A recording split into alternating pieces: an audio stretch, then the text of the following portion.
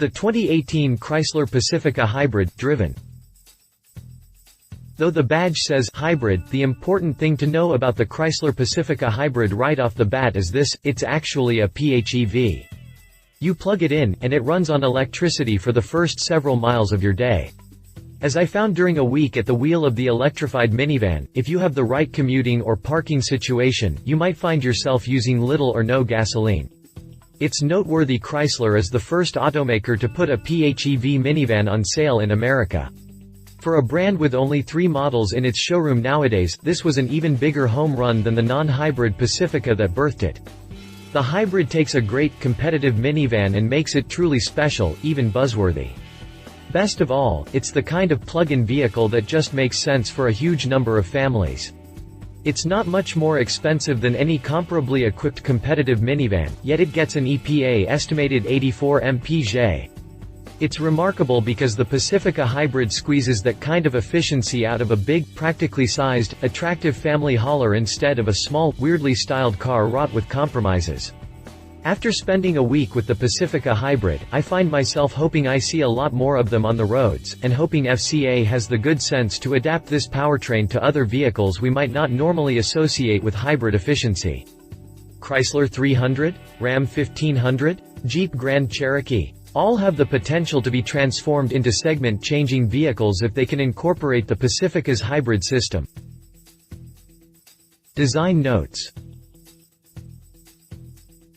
From the outside, there's little to differentiate the Pacifica Hybrid from other Pacifica minivans. From the outside, there's little to differentiate the Pacifica Hybrid from other Pacifica minivans. That's part of the appeal. You're not driving some weird-looking special model. Though it does have a hybrid badge or 3, they're not trying too hard to draw attention to the electrified powertrain. That said, it's worth pointing out minivans are a lot less mini than they were 20 or 30 years ago, and the Pacifica is no exception. It rides on a 121.6-inch wheelbase and is 203.8 inches long overall. It's 79.6 inches wide without counting the mirrors. It's 69.9 inches tall. It will haul 7 passengers in true comfort, and there's an ample cargo area of 32.3 cubic feet behind the third row. But Chrysler, like other minivan manufacturers, is giving customers what they want: space.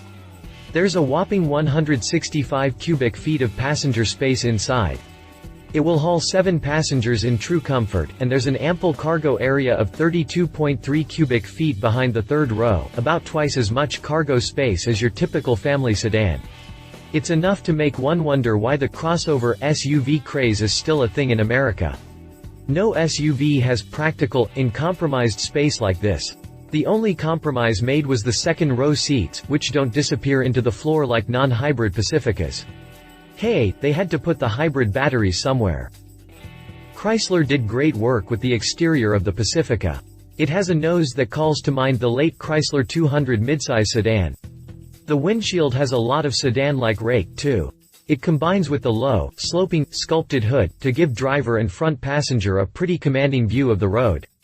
The side view has huge glass area that shrinks a little toward the rear to impart a sense of motion even when the van is parked, plus there's a bevy of unmistakable character lines and creases. The rear hatch features cleanly integrated taillights and a surprisingly upright, yet narrow, glass. It's not trying to look like a sporty wagon, wink wink, Honda Odyssey, but it's also not a boring, utilitarian box on wheels. My Pacifica Hybrid was painted silver teal, which is probably the easiest way to spot a hybrid model because it's a hybrid exclusive color. I found the van very attractive. It's not trying to look like a sporty wagon, wink wink, Honda Odyssey, but it's also not a boring, utilitarian box on wheels. Drive notes.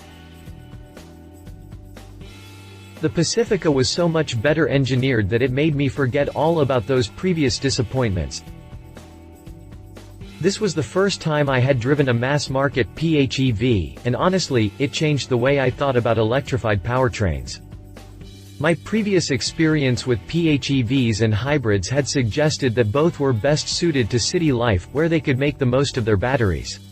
But I live in rural Tennessee, where I have to drive 20 miles round trip just to get to a grocery store or to my office. Hybrids don't often achieve their EPA fuel economy numbers when I drive them, perhaps thanks to the hills and highways in my part of the country taxing their gasoline engines. Meanwhile, the couple of premium brand PHEVs I have sampled in the past did not have sufficient electric range to even get me to town before the gasoline engine kicked in. That was disappointing since one of those PHEVs was a luxury car that cost more than my house, its price tag pumped to such levels mainly thanks to its tiny array of hybrid batteries and a couple of electric motors. The electric motors, there are two, make enough power on their own to keep the pace with in-town traffic and even drive 70 miles per hour on the highway for several miles in near silence. The Pacifica was so much better engineered that it made me forget all about those previous disappointments. Why can't every vehicle have a powertrain this well done? Its 33-mile electric range is common sense stuff, given that the average American drives 29 miles a day. The electric motors, there are two, make enough power on their own to keep the pace with in-town traffic and even drive 70 miles per hour on the highway for several miles in near silence. There's not much sound from the motors, and what little sound exists is soon squelched by the unintrusive white noise of wind and tires. A word on the powertrain arrangement, feeding those electric motors is a 96-cell, 16 kWh battery pack hidden under the second row seats. Chrysler says the two electric motors are set up so that one serves as a primary power unit for the front wheels, and the other is used primarily to regenerate energy when the van is braking or coasting. However, unlike most hybrids, that smaller motor can be summoned to provide a few moments of extra oomph when needed, too. I was always able to squeeze about 30 to 35 miles out of the batteries, even when I did a long hill climb to take my boys to school. The gasoline half of the powertrain is a highly modified version of FCA's corporate 3.6-liter Pentastar V6. It makes an estimated 260 total system horsepower when it combines its full efforts with the electric motors. That's slightly less power than the gasoline-only version of the Pacifica, 287 horsepower, but trust me, you don't miss the power. The instantaneous torque available from the electric motors makes up for it when you need to go deep into the throttle. This was a surprise. The Pacifica Hybrid largely hit its EPA electric range estimate. I was always able to squeeze about 30 to 35 miles out of the batteries, even when I did a long hill climb to take my boys to school and the babysitter, or when I set the cruise control at 70 miles per hour to travel to the grocery store 20 miles from home. An even bigger surprise, I was able to drive almost my entire test week on electricity. The Pacifica Hybrid cut my gasoline use by about 75% over the course of a week. Considering the low cost of electricity where I live, the savings over the long term would be tangible. That's especially true when considering the reduced cost of maintenance over the life of the vehicle. Fewer oil changes would be required because the engine would see relatively little use. When the vehicle depletes its all-electric range, it defaults to hybrid mode, which makes the Pacifica Hybrid behave like a big Toyota Prius. When the vehicle depletes its all-electric range, it defaults to hybrid mode, which makes the Pacifica Hybrid behave like a big Toyota Prius. The gasoline engine kicks in, but the car is always searching for ways to boost efficiency. Anytime it coasts for more than a few seconds, the engine will shut down as the hybrid battery pack receives a boost from regeneration. The engine also stops when the van stops at a traffic light, and will stay in EV mode for a few seconds after takeoff if the driver's foot doesn't get too heavy. Chrysler did a good job of making the engine start up smooth.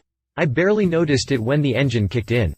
And when it did, the instantaneous fuel economy display, perhaps a bit optimistic, I admit, showed nearly 30 MPGe in mostly highway driving. Impressive in a sea of 21 to 22 MPGe minivans. The 10.1-inch screens were tablet-like touchscreens and featured games like checkers and a modern take on the age-old license plate game. But beyond the gee-whiz powertrain, how is it to live with the Pacifica Hybrid? In a word, easy. There's plenty of room for 6 passengers and their stuff. In my case, I hauled 2 kids in the back who loved the Pacifica Hybrid's optional dual-screen rear seat entertainment system. The 10.1-inch screens were tablet-like touchscreens and featured games like checkers and a modern take on the age-old license plate game. They also can play Blu-ray movies from the disc drive, or you can hook up a couple of players via twin HDMI ports for more direct rear seat control.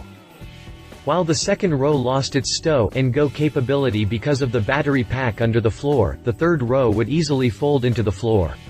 And accessing the third row, which was roomy enough for me to be comfortable, at 6 feet 3 inches, was easy because the second row seats would tilt forward and slide out of the way with an easy pull of a lever. Nicely done, Chrysler. The ride is well controlled for a big, heavy minivan. As far as handling? Well, it's a minivan, so I wasn't expecting much. But most of the things I liked about the non-hybrid Pacifica a few months earlier are still here. The ride is well controlled for a big, heavy minivan. Rough pavement won't upset the ride too much. The hybrid's electric continuously variable transmission is a great addition, smoother and more satisfying than the 9-speed automatic in other Pacificas. Steering feel, to my surprise, was not totally numb. I ended the week saying I wanted one of these. Coming from a guy who usually says he wants his next car to be something small and weird like a Fiat 500, trust me, that's high praise. Competitors. It's hard to compare the Pacifica Hybrid to other minivans, because so far, at least, nobody else is building a hybrid minivan for America. But with a federal $7,500 tax incentive, the Pacifica Hybrid really isn't much more expensive than its non-hybrid competitors. Honda Odyssey. Not surprisingly, it's fuel economy where the Pacifica Hybrid will win over the Odyssey. The Honda Odyssey is more sporty looking than the Chrysler Pacifica, if that matters to you. It won't really be more sporty to drive. These are minivans, after all. Honda's design inside the Odyssey is somewhat more sci-fi than the interior of the Pacifica Hybrid. I find the dashboard design of the new 2018 Odyssey less friendly to the eye than the one in the Pacifica Hybrid. As for passenger and cargo space, it's more or less a wash. There's more than 30 cubic feet of cargo space behind the third-row seats in the Odyssey, and more than 80 cubic feet if you fold those third-row seats into the floor. Chrysler is not the only minivan manufacturer who knows that party trick nowadays. All 3 rows of seats are perfectly useful for adult passengers. Not surprisingly, it's fuel economy where the Pacifica Hybrid will win over the Odyssey. The Odyssey's 3.5-liter V6 makes 280 horsepower and 262 pound-feet of torque, slightly more powerful than the 260 combined horsepower of the Pacifica Hybrid's gas-electric powertrain. But you're likely to see about 19 MPGe city, 28 MPGe highway, 22 MPGe combined in the Odyssey, according to the EPA. If you're comparing it to other non-hybrid minivans, that's perfectly competitive. In fact, that's what the regular Pacifica gets in EPA testing, too. But the Pacifica Hybrid's 84 MPGe crushes that. Odyssey can have a slight edge in price. The Pacifica Hybrid starts at $39,995, take the $7,500 federal tax incentive and any state tax incentives into account before running the numbers, though. Where I live in Tennessee, we don't have any state tax breaks for buying plug-in hybrid vehicles, but the federal incentive still lowers the net cost to $32,495, that's a little more than the sub-$30,000 base Odyssey, starting price $29,990. But considering the fuel you might save, the difference isn't large. Read our full review on the 2018 Honda Odyssey. Toyota Sienna. The Sienna has something no other minivan has in America at the time of this writing: all-wheel drive. Toyota's Sienna has aged a lot since the swagger wagon days. Other than the government fleet queen Dodge Grand Caravan, it's the oldest minivan design on sale today. But for some people, that much respected Toyota reliability is a big selling point, especially when you're comparing it against Chrysler, who hasn't had the best reliability record where minivans are concerned. The Sienna recently got a design refresh that mostly affected its face, with a slightly more aggressive front grille trim serving to give the van another year or two of relevancy before a total redesign, which I hope is coming soon for this aging platform. Inside got a few nice updates, too, including Toyota's Entune 3.0 infotainment system that is a little easier to use and more up-to-date with the latest technologies. However, Toyota's Entune still lacks Android Auto, Apple CarPlay capability that Chrysler is starting to sneak into its Uconnect infotainment systems of late. Like the Odyssey, the Sienna loses on fuel consumption to the Pacifica Hybrid. That's not a completely fair comparison, but being that it's the Pacifica Hybrid's primary selling point, it bears repeating. However, the Sienna has something no other minivan has in America at the time of this writing: all-wheel drive. If you want it, you can buy a Sienna that drives all four wheels when required.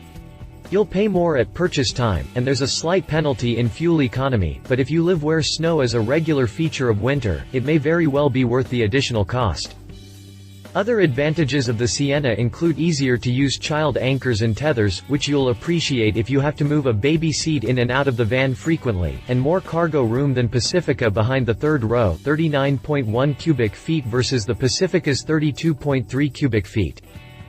Overall, I find the Chrysler Pacifica, hybrid or not, more comfortable.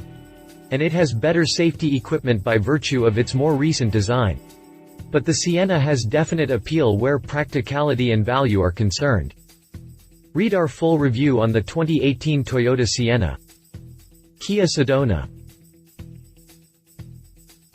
The Sedona gets the worst fuel economy in the minivan segment, too, with EPA ratings of 18 MPGe city, 24 MPGe highway. The Kia Sedona came back after a brief hiatus a couple of years ago, so it is more up-to-date than the Toyota Sienna. And, true to form, Kia offers one of the strongest value propositions in the segment. If your primary concern is price, the base Sedona starts about $2,000 cheaper than a base Pacifica. Sedona does well with safety ratings, just like the Pacifica. And it offers competitive space for passengers and cargo. There's slightly more of both in the Kia, in fact. But where the Sedona disappoints is in its handling and powertrain. The Kia's 3.3-liter V6 feels rougher and less refined than Chrysler's, doubly so when compared to the Pacifica Hybrid. Its handling is ponderous and feels awkward when hustled or when trying to navigate tight parking lots. The Pacifica feels much nicer to drive, hybrid or not. The Sedona gets the worst fuel economy in the minivan segment, too, with EPA ratings of 18 MPGe city, 24 MPGe highway. But the pricing is what wins people over to Sedona. Kia dealers tend to be very discount happy, and some comparison outlets show the base Sedona L regularly selling below $20,000. The difference in price buys a lot of gasoline. I'm watching with interest to see whether Kia starts adopting its hybrid drive system to more of its models based on the early success of the Niro Hybrid. A plug-in Niro Hybrid is just coming to market at the time of this writing, and could easily lend some of its powertrain design to the Sedona to make a Chrysler competitor. But that's something Toyota could easily do, too, based on the preponderance of Prius hybrids and PHEVs it has sold in recent years. And despite persistent rumors that a Sienna hybrid is just around the corner, it has yet to materialize. Will Kia beat Toyota to the punch to become the second hybrid minivan for sale in America? Only time will tell. One thing is for sure, though, Kia learns quickly. Who would have thought the Soul would be the last of the subcompact boxcars to survive, and that it would survive because it's nicer to drive, with better features and performance than the other players in that segment? Who would have said, 5 or 10 years ago, that the brand would build the Niro, one of the most buzzworthy hybrids and PHEVs in the industry? Read our full review on the 2017 Kia Sedona. Conclusion. Chrysler did a great thing when it put a plug-in hybrid powertrain in the Pacifica. I already liked the Pacifica based on my test drive of the non-hybrid version. But the Pacifica Hybrid made me fall in love. This is the kind of practical PHEV America needs. It is my sincere hope that the auto industry takes the lessons learned in the Pacifica Hybrid and applies them to more vehicles in more segments. I didn't realize how little gasoline I would need, even with a relatively modest 33-mile electric range. What if a next-gen Pacifica Hybrid has a 50-mile electric range thanks to improved battery chemistry? Or what if Chrysler puts a big lump of batteries in the hole where the engine goes and gives us a 300-mile range on a Pacifica EV someday? The future is looking exciting. If you're shopping for a family hauler, I cannot recommend this enough: test drive a Pacifica Hybrid. For about the price of a midsize or large crossover SUV, you can have a much more practical vehicle that will slash your gasoline expenses. My tester had an MSRP of $47,885. The federal tax incentive would bring my net cost down to just a shade over $40,000. That's a pretty strong deal in a world where it's easy to find yourself shopping GMC Acadias or Nissan Pathfinders that often sell for around $40,000 with a few options. It's simple, really. The Chrysler Pacifica Hybrid just makes sense. Disclosure: Chrysler provided the vehicle, insurance, and a tank of fuel, of which I used only a couple of gallons, for this review. References: Chrysler Pacifica. Read our full review on the 2017 Chrysler Pacifica Hybrid. If you liked this video, please share your thoughts in the comments below and don't forget to hit the subscribe button.